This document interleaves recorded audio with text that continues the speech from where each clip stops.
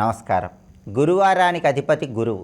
దేవగురువు అయినటువంటి బృహస్పతిని ప్రసన్నం చేసుకుంటే సాంఘికంగా గౌరవ మర్యాదలు, కీర్తి ప్రతిష్టలు పెంపొందింపజేసుకోవచ్చు. ఏ వ్యక్తికైనా సరే వివాహం నిశ్చయం కావాలంటే రాశిపరంగా గురుబలం ఉండాలి.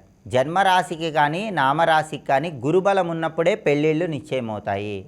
అలాగే భార్యాభర్తల మధ్య అనుకూలత ఉండాలన్నా కూడా గురుబలం ఉండాలి. బంగారాన్ని కొనుక్కునే శక్తి లభించాలన్నా కూడా నవగ్రహాల్లో గురుబలం తప్పనిసరిగా ఉండాలి. ఏ వ్యక్తికైతే గురుబలం ఎక్కువగా ఉంటుందో ఆ వ్యక్తికి తొందరగా బంగారాన్ని కొనుక్కునే యోగం లభిస్తుంది. అలాగే ఆరోగ్యపరంగా జీర్ణ సంబంధమైనటువంటి సమస్యలు ఎవరికైనా ఉన్నాయంటే దానికి కారణం గురుబలం తక్కువగా ఉండటమే. కాబట్టి గురుబలం ఉన్నట్లయితే జీర్ణ సంబంధమైన సమస్యలు ఏవి కూడా ఉండవు, ఆరోగ్యం బాగుంటుంది. జాతకంలో గురుబలం ఉన్నట్లయితే 70% జాతక దోషాలన్నీ తొలగిపోతాయి. కాబట్టి ఒక వ్యక్తి ఎవరైనా సరే జాతకంలో గురుబలం కానీ రాశిపరంగా గురుబలం కానీ పెంపొందింపజేసుకోవాలంటే గురువారం సందర్భంగా దీపారాధన చేశాక గురుగాయత్రి మంత్రాన్ని 21 సార్లు పఠించాలి. ఆ శక్తివంతమైనటువంటి గురుగాయత్రి మంత్రం ఏంటో ఇప్పుడు మనం చూద్దాం. సురాచార్యాయ విద్మహే వాచస్పత్యాయ ధీమహి తన్నో గురుహు ప్రచోదయాత్. దీని గురుగాయత్రి మంత్రం అనే పేరుతో పిలుస్తారు. ఈ గురుగాయత్రి మంత్రాన్ని దీపారాధన చేశాక గురువారం 21 సార్లు పఠిస్తే జాతకంలో గురుబలం పెరుగుతుంది, రాశిపరంగా కూడా గురుబలాన్ని పెంపొందింపజేసుకొని సకల శుభాలను సిద్ధింపజేసుకోవచ్చు. అదేవిధంగా ఇంటి ఆవరణలో కొన్ని చెట్లు పెంచుకోవటం ద్వారా ఉత్తమ ఫలితాలు కలుగుతాయి. వాటిలో ముఖ్యమైనది శంకు చెట్టు. ఏ ఇంటి ఆవరణలోనైనా శంకు చెట్టు పెరిగితే చాలా మంచిది. ఎందుకంటే శంకు చెట్టు పుష్పాలంటే విష్ణుమూర్తికి చాలా ఇష్టం, లక్ష్మీదేవికి ప్రియం, పరమేశ్వరుడికి ప్రీతిపాత్రం. నవగ్రహాల్లో శని భగవానుడికి కూడా శంకు పూలంటే ఎంతో ప్రీతిపాత్రం. 5 సోమవారాలు ఈశ్వరుడికి శంకు పూలతో పూజ చేసి ఆ తర్వాత పూజ పూర్తయ్యాక ఉన్నటువంటి ఆ పూలను పారే నీళ్ళల్లో విడిచిపెడితే శివానుగ్రహం సంపూర్ణంగా కలిగి కష్టాలన్నీ తొలగిపోతాయి. లక్ష్మీదేవిని శంకు పుష్పాలతో పూజిస్తే ఆర్థిక ఇబ్బందులు తొలగిపోతాయి. విష్ణుమూర్తిని శంకు పుష్పాలతో పూజించడం ద్వారా వృత్తి, ఉద్యోగ, వ్యాపార రంగాల్లో మంచి సత్ఫలితాలు ఏర్పడతాయి.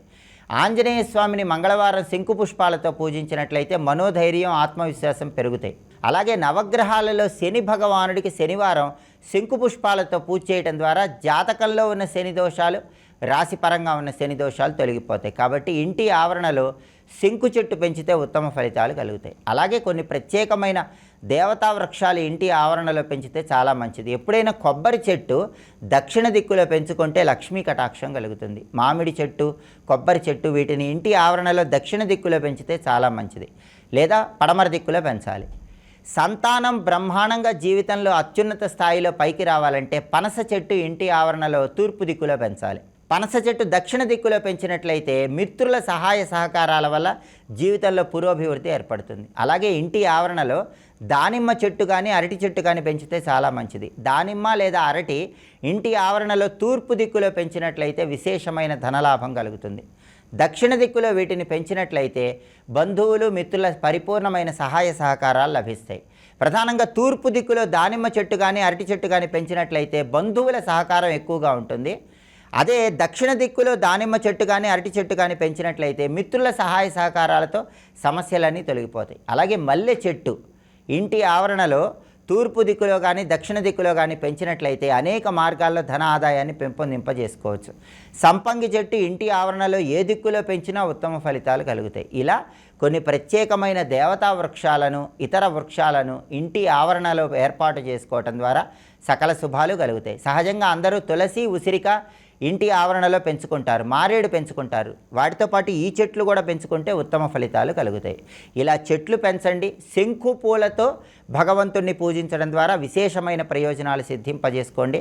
అలాగే గురువారం దేవగురువు అయినటువంటి బృహస్పతికి సంబంధించిన ఏ గురుగాయత్రి మంత్రాన్ని దీపారాధన చేశాక 21 సార్లు పఠిస్తే జాతకంలో గురుదోషాలు తొలగి రాశిపరంగా గురుదోషాలు తొలగి గురుబలం పెరుగుతుందో ఇంకొకసారి చూద్దామా మరి. సురాచార్యాయ విద్మహే వాచస్పత్యాయ ధీమహి తన్నో గురుహు ప్రచోదయాత్. మంత్ర జపం చేయండి.